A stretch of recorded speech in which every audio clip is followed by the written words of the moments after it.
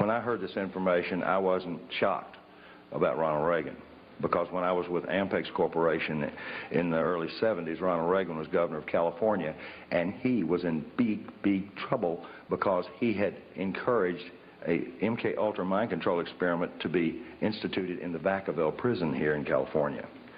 And it made the congressional record. And Ronald Reagan is the governor that was the only governor of any state in the United States that got caught instituting trauma-based, chemical-based frontal lobotomy, and so on, and so on, and so on, and so on, mind control in our prison systems. And now it is rampant. As a matter of fact, this is the one subject you can get more information out of Congress on than any of the rest of them. Is there any link between the homosexual prostitution ring found operating out of Barney Frank's a few years ago and your topic tonight? I can't say that I'm an authority on this, but I talked to a bunch of psychologists and psychiatrists, one of which was privy to some medical documentation on one of the children that came out of that, and the answer is 100% yes, it's connected.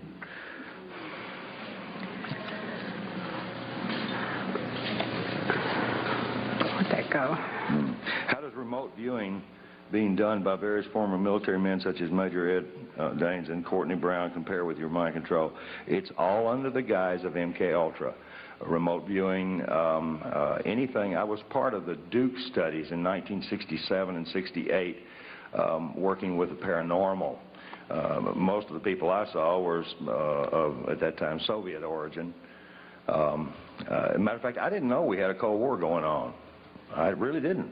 I mean, there was a huge exchange of information. I was constantly sitting down at the table with KGB agents, and they were identified as such, and handed me cards. Cards. KGB handing out cards. I couldn't even understand. The first time somebody handed me a card, I said, well, this is the end of me. He said, do you have a card? Who is Kelly's father? That's this several times. Wayne Cox was Kelly's father. He was her father because genetically they wanted her to have the capacity to be able to kill, because she was being brought up in espionage for those kind of purposes. But it's interesting to note, and I think David Icke, a dear friend of ours, stated it eloquently, that just as knowledge is neither good nor bad, it depends who has control of it. By that same token, genetics, for as powerful of an influence they are not stronger than the human spirit. Kelly's soul is just so beautiful, and her loving capacity is enormous, and the love that she operates from is extensive. And she wants this information out for humanity's sake. So in spite of the genetics of who Kelly's father is, she's absolutely a beautiful, beautiful child. How did you get the number of operatives in this country? I don't know. Who asked me that question? Who did it? I got the answer to that three ways.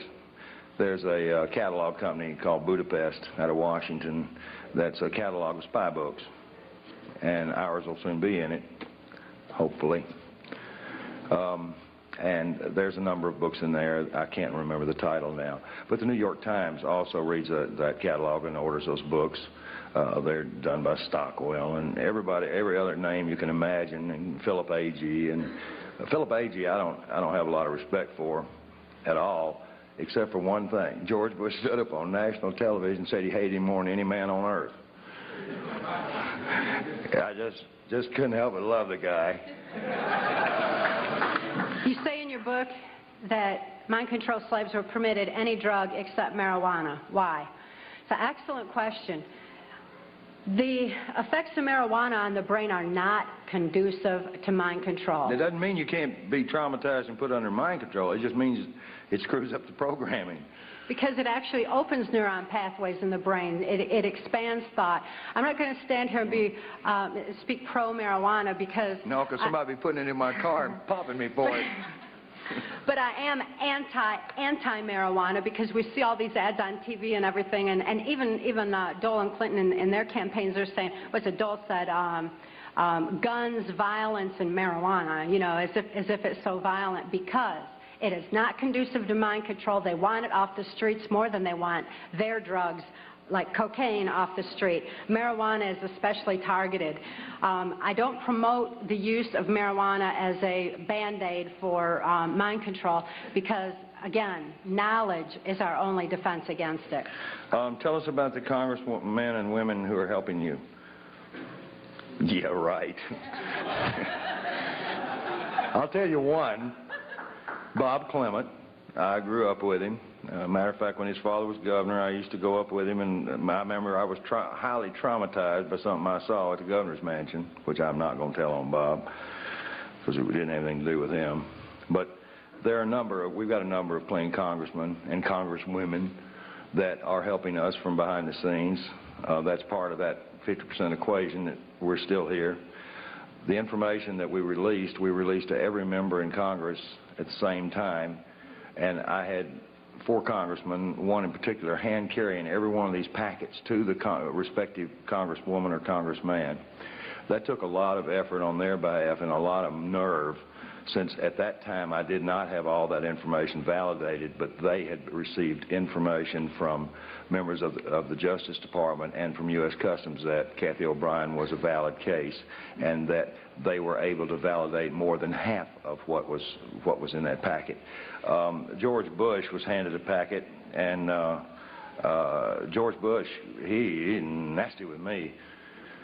He said I threatened his life, which is farther saying the truth, because the congressman that delivered it, it happened to have been a lawyer, as most of them are, unfortunately.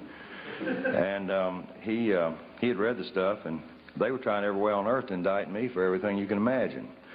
But the bottom line was, this particular congressman said that he'd wear a sandwich sign before the news media if that was going to be the case. So the FBI and the Justice Department just humiliated me, made me come in and get my fingerprint. I said, you guys got my fingerprints more times than a criminal. I said, I work for the community. I work for the Defense Department. I said, well, I don't get it. What, you just need a fresh picture? Why don't you see my mother? Pay special attention to those members of Congress who believe that you have a right to information. There's an ongoing effort right now to repeal the 1947 National Security Act because they know that you need this information. That's